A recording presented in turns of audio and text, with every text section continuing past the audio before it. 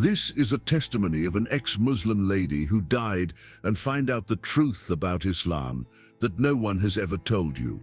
She was giving an opportunity to come and warn many who will listen to her.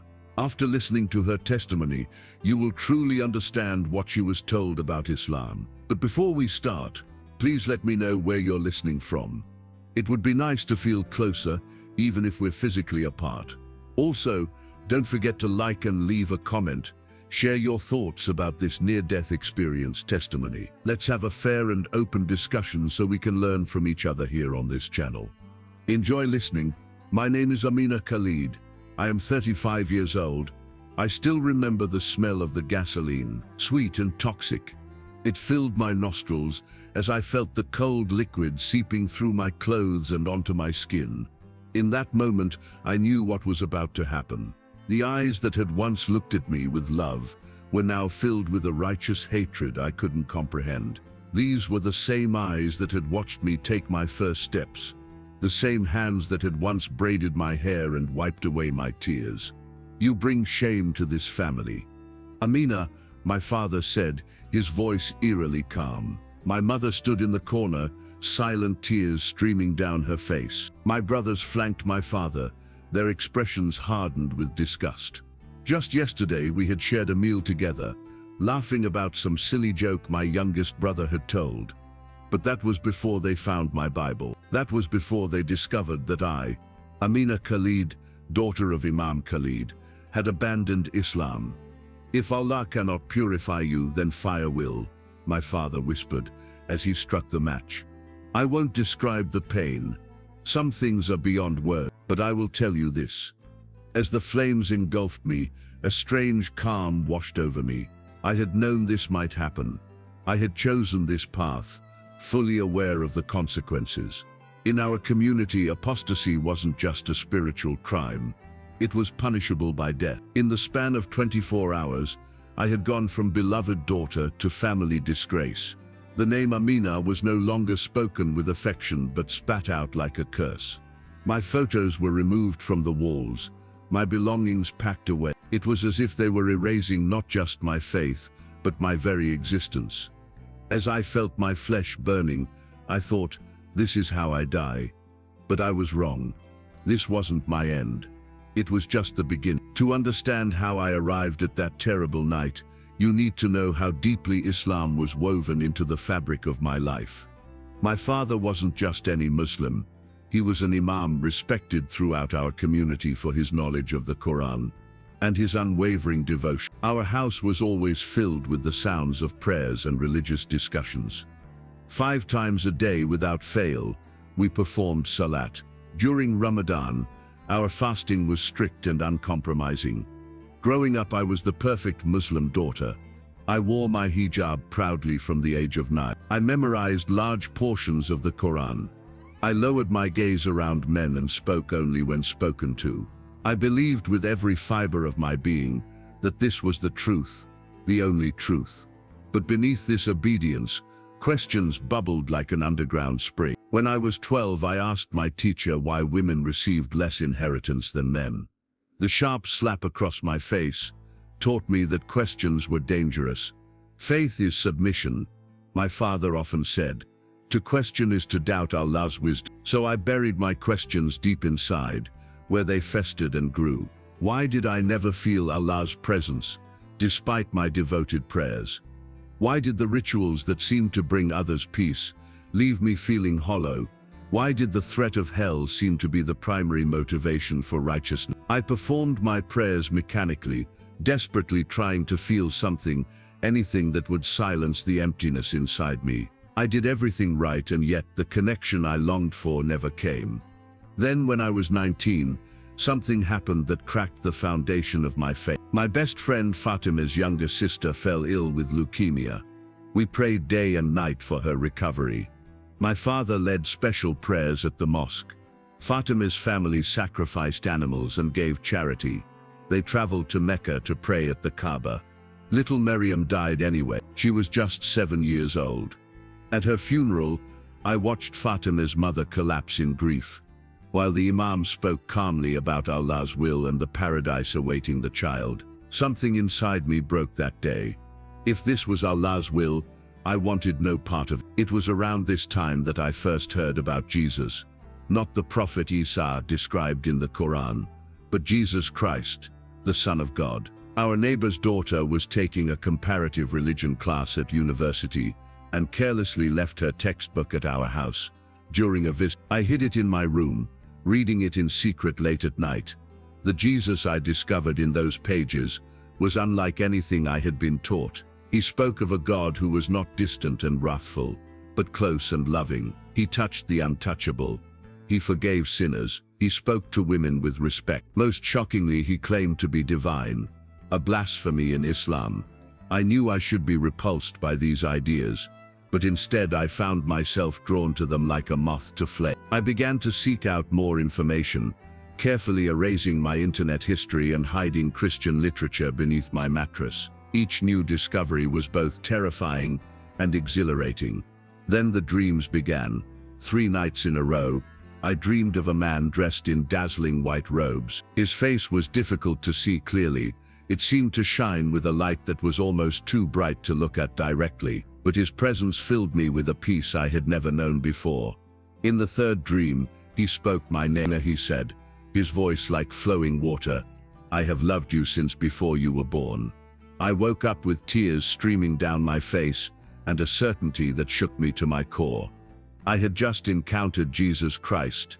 Of course, I tried to rationalize it away. It was just a dream, the result of my forbidden reading and my subconscious desires. But the peace I had felt in his presence was unlike anything I had ever experienced in my waking life. It felt more real than reality itself. I became obsessed with learning more. Using the library computers to avoid detection, I researched Christianity exhaustively. I watched testimonies of former Muslims who had converted to Christianity. Their stories resonated with me. The emptiness they had felt despite their devotion, the dreams of Jesus, the fear of rejection by their families. One day I mustered the courage to visit a small Christian bookstore in another town, far from where anyone might recognize. The elderly owner must have sensed my fear, because she didn't ask questions when I requested a Bible. She simply handed me a small New Testament and said, "May this bring you the peace you're looking for, my dear." I read it hungrily, starting with the Gospel of John. In the beginning was the Word, and the Word was with God, and the Word was God. These opening lines pierced my heart. Here was a God who became flesh, who entered into human suffering, who died for love, not a God who remained distant, issuing commands from afar. The Jesus of the Gospels was nothing like the prophet Isa I had been taught about. This Jesus claimed authority to forgive sins. He said he was one with God. He promised eternal life to those who believed in him. For months I lived a double life, the obedient Muslim daughter by day, secret follower of Christ by night. I knew the price of apostasy in my community. I had heard stories of honor killings, of families who had disowned their children for less. But the pull toward Jesus was becoming irresistible. The final dream came on a night when I had been particularly troubled about my path forward. In it, Jesus appeared again, but this time he showed me his hands, marked with the wounds of crucifixion. "This is how much I love you, Amina," he said. "I would rather die than live without you." I woke up sobbing, knowing what I had to do. That morning I whispered my first genuine prayer. "Jesus, I believe in you. Whatever happens next, I am yours." For 2 weeks I carried my secret faith like a flame cupped in my hands, precious, fragile, but burning bright. I knew I couldn't hide it forever, but I hoped to find the right moment, the right words to tell my family. Perhaps if I explained it carefully, they might at least try to understand. I never got the chance. My youngest brother Tariq was looking for a pen in my room when he found my Bible hidden inside an old textbook cover. At 15, he was still young enough to be confused rather than immediately angry. He brought it to my father, puzzled by why his sister would have such a book. I was returning from university when I heard the shouting from outside our house, my mother's wails, my father's rage. I nearly turned and ran, but where would I go? This was my family, my home. Surely they loved me enough to at least listen. I was wrong. The moment I stepped through the door, My father grabbed me by the hair and dragged me into the living room. The Bible lay open on the table, its pages already torn. My mother was crying in the corner, rocking back and forth as if mourning a death. My brothers stood like sentinels behind my father, their faces masks of disgust and betrayal. "Is this true?" my father demanded, his finger jabbing at the Bible. "Have you abandoned Islam for this filth?" Looking into his eyes, I knew that lying would be pointless. Something in me, something new and unafraid, made me stand straighter. "Yes," I said simply, "I believe in Jesus Christ." The slap came so hard that I fell to the floor. Then the kicks began. Not just from my father but from my brothers too. I curled into a ball, trying to protect myself as blows rained down from all sides. "Better you had never been born than bring this shame upon us," my father roared. "You are no daughter of mine." What followed were 3 days of hell on earth. They locked me in the storage room with no food, and only occasional water. My father brought religious leaders to reason with me, which meant hours of berating, threatening me with hellfire, demanding I recite the Shahada, and return to Islam. When persuasion failed, the real torture began. My brothers held me down while my father beat the soles of my feet with a rod, a punishment designed to cause maximum pain without leaving visible marks. They burned my Bible page by page in front of me, forcing me to watch. My mother, the woman who had once sung me to sleep, stood by and did nothing. Through it all, I refused to renounce Christ. Each time they demanded I return to Islam, I responded with the same words: "I belong to Jesus." On the third night, my father entered the storage room with a gasoline can. My brothers followed, grim-faced but determined. I knew then what was about to happen. "You have brought shame to this family," my father said coldly. "If you will not purify your soul by returning to Islam, then your body must be purified by fire." They dragged me to the backyard, where the high walls would muffle my scream. As my father doused me with gasoline, I looked into his eyes one last time, searching for any sign of the man who had once carried me on his shoulders. "I forgive you," I whispered, the words of Christ flowing through me, "and Jesus forgives you too." That's when he struck the mat. The pain was beyond anything a human should endure. For what seemed like an eternity, I screamed as the flames consumed my clothes, my hair, my skin. Then something strange happened. I felt myself rising, floating above my burning body. I could see myself on the ground, writhing in agony. I could see my father and brothers watching, their faces illuminated by the flames. My mother had collapsed by the door, her hands covering her ears to block out my screams. I was dying. I knew that, but instead of fear, I felt a strange detachment, as if shedding my burning body was a relief. Then came the darkness, not the peaceful darkness of sleep, but a suffocating void, filled with whispers of accusation and regret. Demonic voices hissed all around me. "You've abandoned your faith. You've betrayed your family. You deserve this punishment." The darkness grew thicker, pressing against me from all sides. I couldn't breathe, couldn't move, couldn't cry out for help.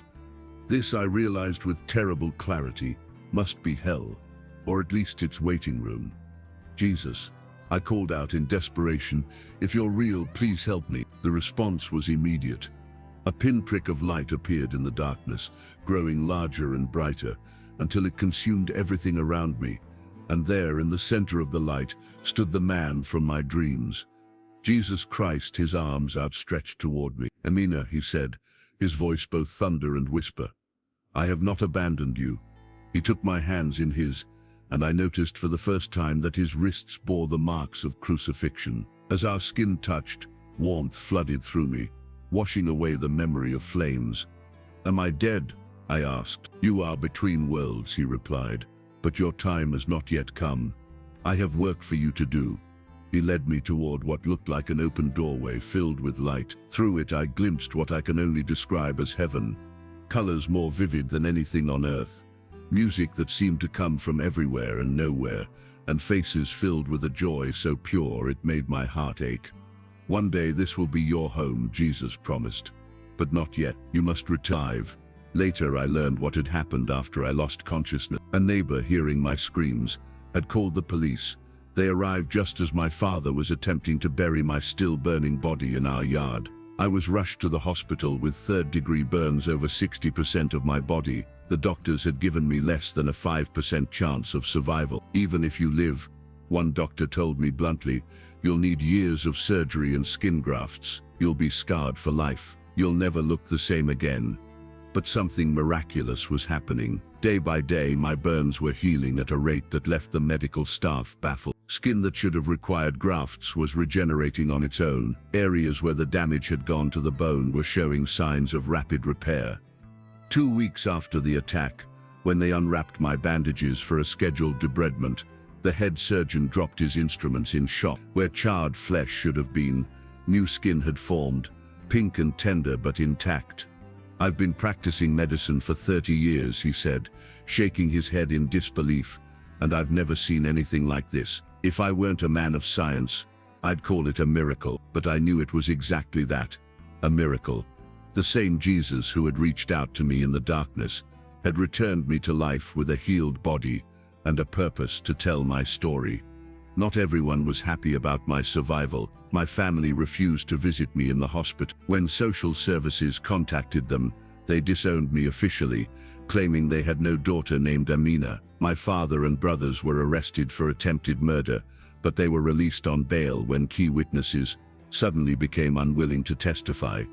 The hospital staff became my new family. A kind nurse named Sarah, herself a Christian, would read the Bible to me during her breaks. The hospital chaplain visited regularly, answering my questions about faith and helping me understand what it meant to be a follower of Christ. When I was finally discharged, a local church provided me with shelter, clothes, and a new identity to protect me from my family's potential retribution. I began the slow process of rebuilding my life, finishing my education, finding work, and most importantly, growing in my faith. The physical scars remained, though far less severe than they should have been, but they became my testimony. Whenever someone asked about the faint marks on my arms or neck, I would tell them about the night I died and the God who brought me back to life. My biological family has never accepted my transformation. Once I attempted reconciliation, sending a letter through a trusted intermediary. The letter came back torn to pieces with a message scrawled across it. Our daughter is dead. In many ways they're right. The Amina who lived to please others, who followed rules out of fear, who silenced her questions, that girl did die in the flames. In her place rose someone new, a woman unafraid of rejection, clear in her purpose, certain of her salvation. I've had to create a new identity for safety reasons. I live in another city now with a different name and appearance, but my mission remains unchanged: to share the love of Christ with those who, like me, are searching. My testimony spreads quietly through underground networks of seekers. Former Muslims contact me through secure channels, sharing their doubts, their dreams of Jesus, their fear of family rejection. I meet with them in safe houses, sharing my scars and my story as proof that Christ's love is worth any price. Some nights I still wake up smelling gasoline, feeling the phantom pain of flames on my skin. The trauma doesn't vanish completely, but each time I remember the words Jesus spoke to me between worlds. I have not abandoned you. Death no longer frightens me. I've already experienced it once. Persecution doesn't deter me. I've survived the worst my enemies could do. My former life has been burned away, leaving only what matters: my faith in Christ and my mission to share His love. Do I miss my family? Every day. I pray for them constantly, hoping that the same Jesus who reached out to me will somehow reach their hearts too. I believe in a God of miracles. After all, I am one. If you're reading this and feeling the same emptiness I once felt, going through religious motions without experiencing God's presence, I want you to know you are not alone. Perhaps you too have questions that no one will answer. Perhaps you've been told that doubt is a sin, that questioning is forbidden. Perhaps you fear that exploring other beliefs will cost you everything: your family, your community, your identity. I won't lie to you, sometimes it does. The path I've walked has been marked by loss and pain, but it has also led to a freedom and peace I never knew was possible. If you're curious about Jesus, the real Jesus, not just the prophet described in other religions, I encourage you to seek Him honestly. Read the Gospels for yourself. Ask Him to reveal Himself to you. Many former Muslims like me first encountered Christ in dreams and visions before ever reading a Bible. Jesus said, "Seek and you will find. Knock and the door will be open to you. This is a promise I've found to be absolutely. When I sought truth with my whole heart, Jesus found me, even in the most unlikely circumstances. If you're already a follower of Christ but living in secret, afraid of what your family or community might do if they discovered your faith, I understand your fear. It's valid. The price of following Jesus, in some contexts, is extremely high. Only you can decide when or if to reveal your faith to others. But know this, whatever happens, you are not alone. The same Christ who walked with me through fire walks with you too. His perfect love truly does cast out fear. Death is not the end. I've seen what lies beyond, and it is beautiful beyond description. My name is not really Amina anymore. My face has changed. My location is secret, but my story is true. The scars on my body testify to what hatred can do. The peace in my heart testifies to what love can overcome. I close with the words Jesus spoke to me in my dark. Muslim friend, what joy will it bring to you if you see those you love end up without knowing the truth? Use this opportunity to do your part by sharing the good news to them. Not only Muslims, but so many out there who don't know Jesus. And please don't forget to like this video and subscribe for more of this testimonies coming your way. God bless you.